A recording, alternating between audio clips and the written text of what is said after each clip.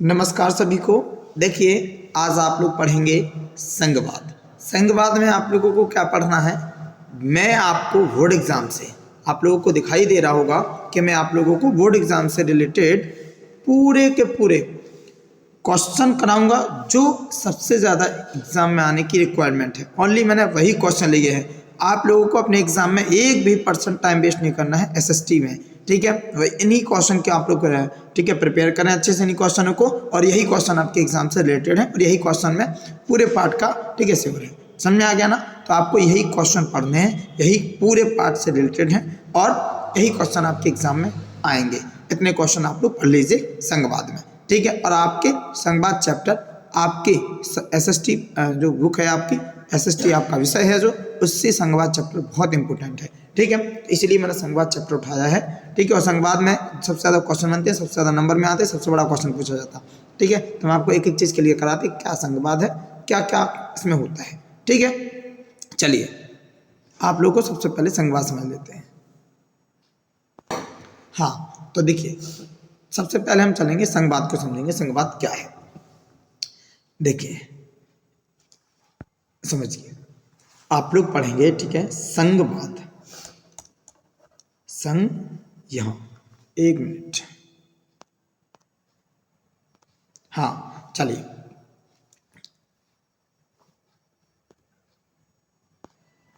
चलिए बेटा, देखिए अब हम लोग समझेंगे सबसे पहले संघवाद क्या है, ठीक है। सबसे पहले संघवाद समझ लो कि संघवाद क्या है। देखिए संघवाद सरकार की एक ऐसी प्रणाली होती है जिसमें शक्ति को एक केंद्रित प्राधिकरण और देश की विभिन्न घटकों की इकाइयों के बीच विभाजन या विभाजित किया जाता है। आमतौर पर, ठीक है, एक संघ में सरकार कितने स्तर की होती है? 2 स्तर की।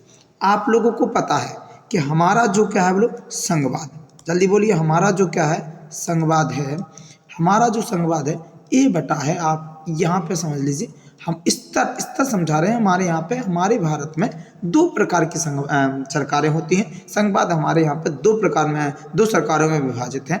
एक तो है केंद्र स्तर में, एक किस में है बोलो केंद्र स्तर में, जल्दी समझते चलना। और एक किस में है बोलो राज्य में, जल्दी बोलो, एक किस में है राज्य में है, ठीक है। इतनी बात आप लोगों को क्लियर हो गई। और मैं आपको डायग्राम स्ट्रक्चर अभी समझाऊंगा, तो मैंने अभी बता दिया है आपको, तो याद कर लीजिए कि संघवाद सरकार की एक प्रणाली है जिसमें शक्ति को एक केंद्रीय प्राधिकरण और देश की विभिन्न इकाइयों के बीच क्या होती हैं?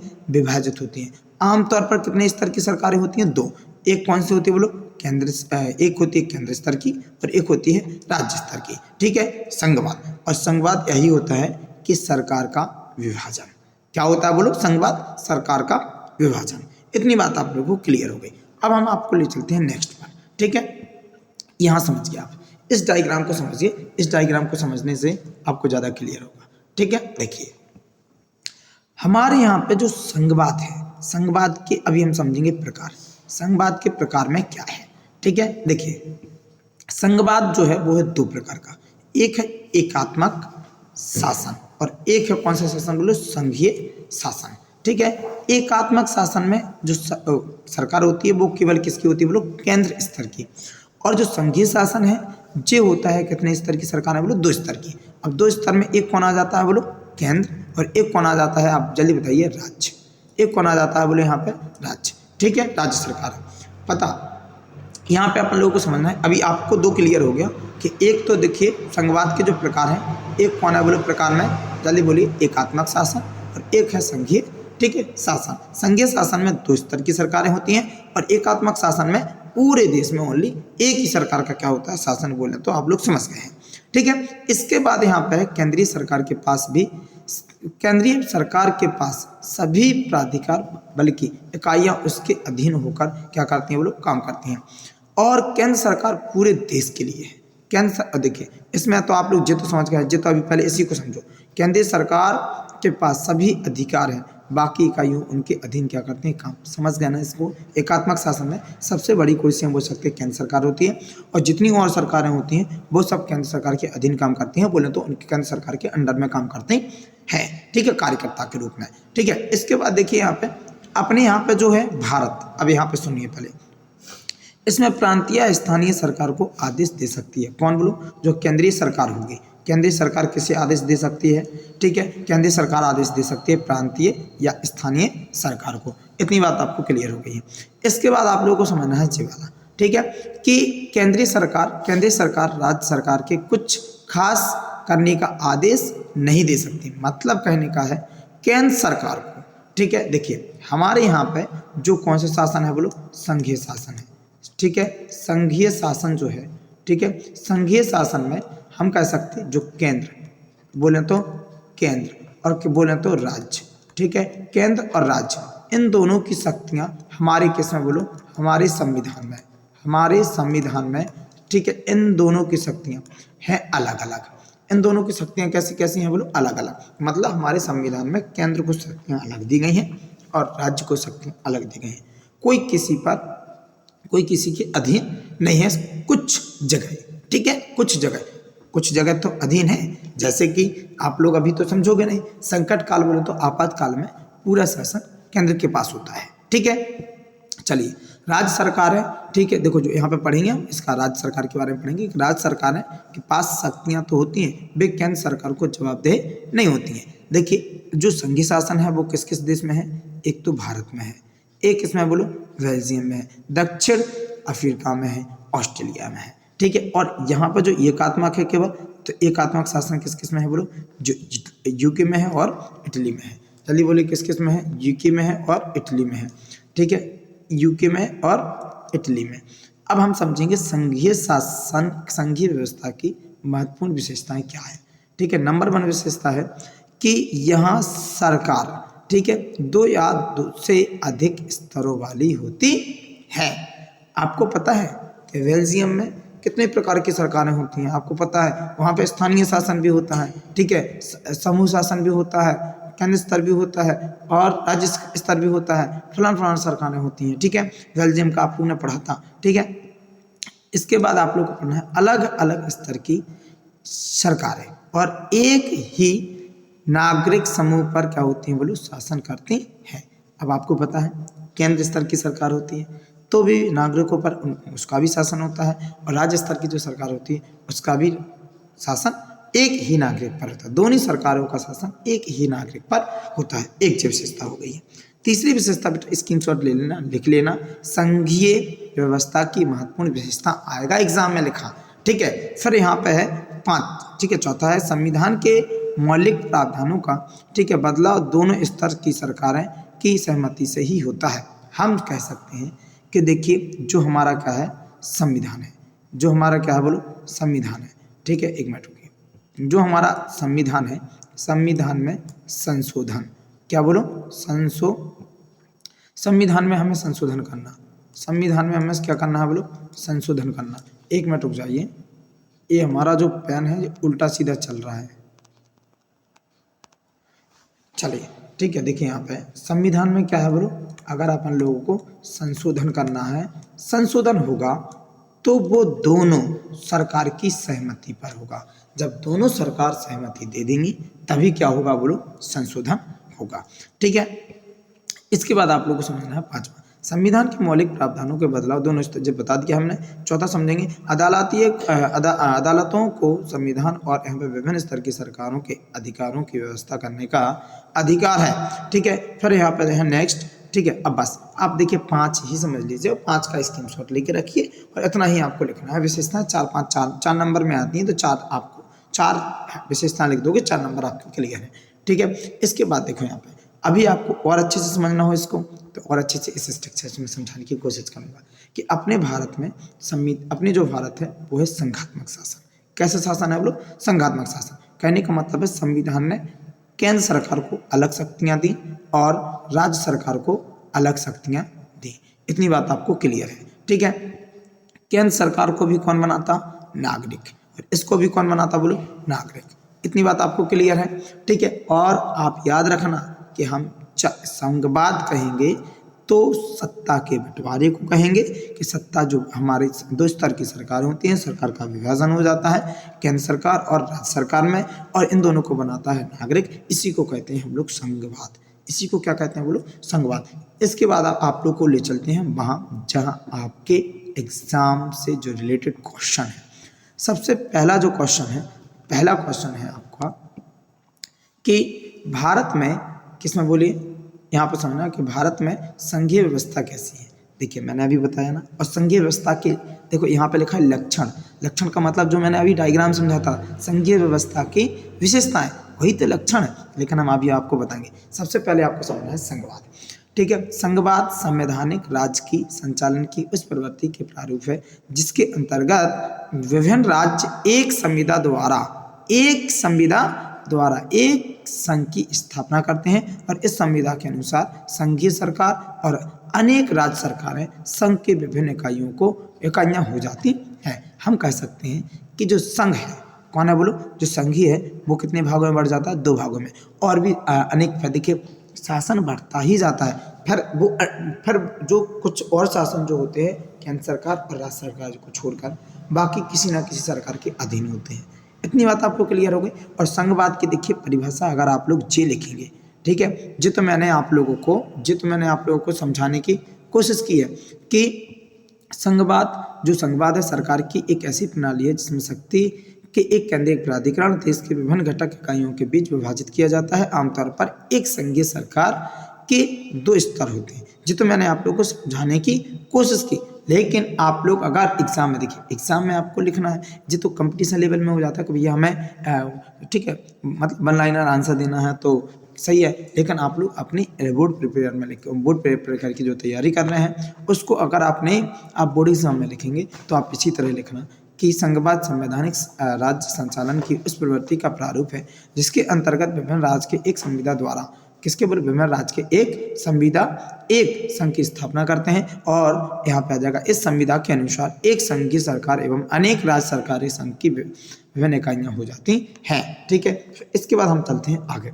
ठीक है, इसी का है कि जो आप लोगों ने अभी लिखा था, ठीक है, देखिए संघीय जो संविधान की संघीय व्यवस्था है वो क्या है। ठीक है, तो देखिए यहाँ पे स्वतंत्रता प्राप्ति के उपरांत भारत में जिस संघीय व्यवस्था को अपनाया गया, ठीक है, वह ब्रिटिश शासन व्यवस्था में अपनाई गई व्यवस्था का ही क्या बोलो प्रारूप है। ब्रिटिश शासन, ठीक है, जिसे हम व्हाइट रूल्स बोलते हैं, ठीक है, ब्रिटिश शासन में यहाँ पे आ जाएगा भारत में केंद्र के पास अधिक शक्तियाँ थीं और उनका अनुसरण करने में भारतीयों को कभी भी कोई आपत्ति नहीं हुई। समझ में आ गया आपको कि सबसे ज़्यादा जो शक्तियाँ होती हैं वो किसके पास थी बोलो, केंद्र के पास। और यही था ब्रिटिश शासन का, ठीक है, यही ब्रिटिश शासन का प्रारूप हमने अपने भारत में स्वतंत्रता प्राप्ति के बाद लिया था।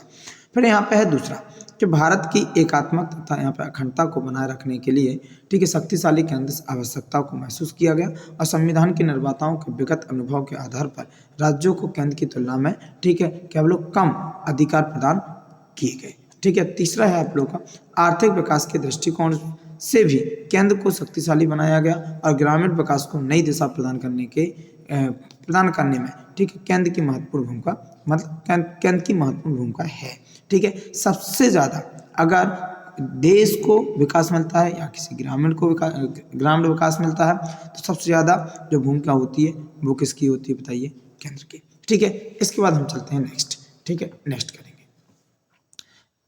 अभी हम पढ़ रहे थे 5वां, अब पढ़ना 6वां। देखिए बहुत इंपॉर्टेंट, अब हमें समझना है कि जो अपन लोगों का भारतीय संघवाद की जो प्रमुख विशेषताएं क्या है, जो अपना भारतीय संघवाद है उसकी विशेषताएं क्या है। एक तो देखिए विशेषता हेडिंग नंबर 1 हो गई आपकी कि लिखित एवं कठोर क्या है बोलो, संविधान। भारतीय संविधान लिखित संविधान, और ऐसा नहीं है पूरे विश्व का सबसे बड़ा संविधान है। अब तो इसमें 441 अनुच्छेद बता रहा है, लेकिन आप लोगों के अनुच्छेद हो गए हैं कितने बोलो, 470। ठीक है, जल्दी बोलिए कितने अनुच्छेद हो गए हैं बोलो, 470। आज हमारा पेन डिस्टर्ब कर रहा। ठीक है, चलिए अब इसके बाद देखो यहाँ पे हम समझेंगे दूसरा। अब सुनिए, यहाँ पे निर्माण की संविधान सभा द्वारा किया गया था और कठोर है क्योंकि इसका संशोधन विशिष्ट प्रक्रिया द्वारा किया जाता है। संविधान संशोधन में केंद्र तथा राज्य दोनों की क्या होती है, समान भूमिका होती है। हम कह सकते हैं कि केंद्र और राज्य की सहमति पे संविधान में संशोधन किया जाता है संसद के माध्यम से। ठीक है, इसके बाद है यहाँ पे नेक्स्ट शक्तियों का विभाजन, संविधान द्वारा केंद्र एवं राज्यों की शक्तियों का विभाजन किया गया है और इस संबंध में 3 सूचियां हैं। एक केंद्र सूची है, केंद्र सूची को संघ सूची बोलते हैं, संघ सूची सुना होगा आपने। एक राज्य सूची है तथा एक क्या बोलो समवर्ती सूची है। केंद्र सूची का मतलब संविधान में अलग अलग सब्जेक्ट हैं कि केंद्र किस जगह काम करेगा, राज्य किस जगह काम करेगा, और समवर्ती का मतलब होता है जिस पर केंद्र भी काम करता है और राज्य भी काम करता है, के निर्माण में है। अवशिष्ट शक्तियां केंद्र को प्रदान की गई हैं, ठीक है, मतलब जो अन्य शक्तियां हैं वो किसको प्रदान की गई हैं, वो लोग केंद्र को। स्वतंत्र एवं आ जाएगा यहाँ पे निष्पक्ष न्यायपालिका, मतलब स्वतंत्र और निष्पक्ष न्यायपालिका सर्वोच्च न्यायालय की, ठीक है, अधीनस्थ न्यायालय होता है, जिला स्तरीय न्यायालय होता है, उच्च न्यायालय होता है, सर्वोच्च न्यायालय होता है, और ये सब स्वतंत्र है। कोई भी कार्यपालिका न्यायपालिका के कार्य में हस्तक्षेप नहीं करती है, ठीक है। यहाँ पे आ जाएगा शक्तियों के विभाजन को बनाए रखने तथा संविधान की रक्षा करने के उद्देश्य से स्वतंत्र एवं सर्वोच्च निष्पक्ष न्यायपालिका की व्यवस्था की गई है। चौथा है आप लोगों को 4 हेडिंग, बहुत इंपॉर्टेंट, और ये आपका एग्जाम में आएगा, एग्जाम में धर्म मिले, ठीक है, ध्यान रखना। एकात्मक की ओर झुकी हुई, ठीक है, यहाँ पे आ जाएगा संघात्मक व्यवस्था। भारतीय संघवाद की यह प्रमुख विशेषता है कि एकात्मक की ओर झुकी है और इसलिए कुछ विद्वानों ने इसे अर्धसंघ की संज्ञा प्रदान की और कुछ ने इसके शरीर, मतलब यहाँ पे क्या लगा जाएगा, शरीर को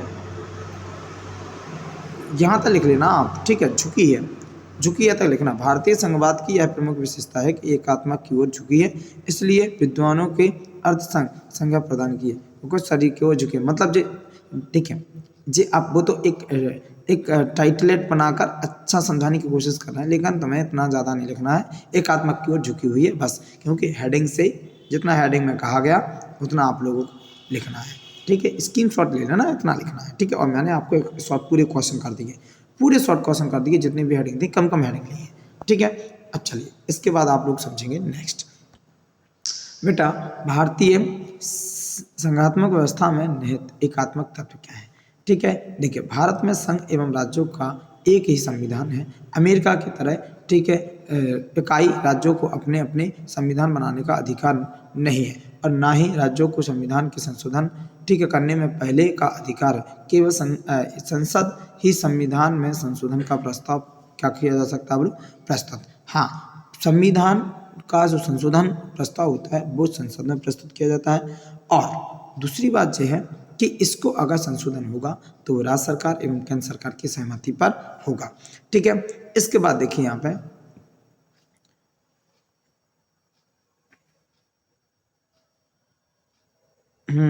बहुत से बच्चे जुड़ेंगे अब तो, हैं, चलिए ठीक है। यहाँ पे आ जाएगा संविधान, देखो शक्तियों का विभाजन केंद्र के पक्ष में किया गया है, अर्थात केंद्र को अधिक यहाँ पे शक्तियाँ प्रदान की गई हैं। और केंद्रीय सूची में देखो अब आ गया, केंद्रीय सूची में कितने सब्जेक्ट हैं बोलो 97, ठीक है, राज्य सूची में 62 और इसमें कितने हैं बोलो 52 हैं, ठीक है, और कुछ घटकर किसी और को भी मिल गए हैं, तो आप लोग, ठीक है, अभी इतना ही रखेंगे मूल है से। समवर्ती सूची में वर्णित विषयों पर कानून निर्माण करने का वरीयता केंद्र को ही प्रदान की गई है। कहने का सेंस है कि समवर्ती सूची पर दोनों कानून बनाएंगे, लेकिन जब विवाद उत्पन्न होने पर जो निर्णायक मत माना जाएगा, बोले तो निर्णायक कानून माना जाएगा, तो वो माना जाएगा संघ सरकार का, ठीक है। संघ सरकार आपका मतलब समझ रहे हैं, केंद्र सरकार। अगर मान लो समवर्ती पर दोनों क्या बनाते हैं, कानून बनाते हैं। सुनना बात ध्यान से, ध्यान सुनना, संघ पर किस पर बोलो, संघ सरकार और राज्य सरकार समवर्ती सूची पर दोनों मिलकर क्या बनाते हैं, कानून। अगर दोनों में विवाद हो गए, वो कह रहा है ऐसा नहीं होगा, वो कह रहा है ऐसा नहीं होगा, तो फिर बात मानी जाएगी संघ बोले तो केंद्र सरकार के। स्पष्ट रूप से मैंने बहुत अच्छे से अच्छे शब्दों में समझाने की कोशिश की, एक बार रिपीट करके दोबारा देख लेना, ठीक है। इसके बाद देखिए पे भारतीय संघ में संपूर्ण भारत के लिए एक न्यायालयों की क्या बोलो व्यवस्था की गई है, ठीक है, समझ में आ गया। इसके बाद हम चलते हैं नेक्स्ट पर, आठवां आप लोग समझ में आ गया, बस इतने ही क्वेश्चन है और एक बार आप पूरे देखना और पूरे, ठीक है, समझने की कोशिश करना। चलते हैं, ठीक है, आप लोगों को बहुत बहुत बधाई एवं शुभकामनाएं, बहुत अच्छे से एग्जाम की प्रिपेयर कीजिए और संघवाद चैप्टर में यही क्वेश्चन आपको, ठीक है, रिपीट करना है, ध्यान रखना। ठीक है, चलते हैं। नमस्कार।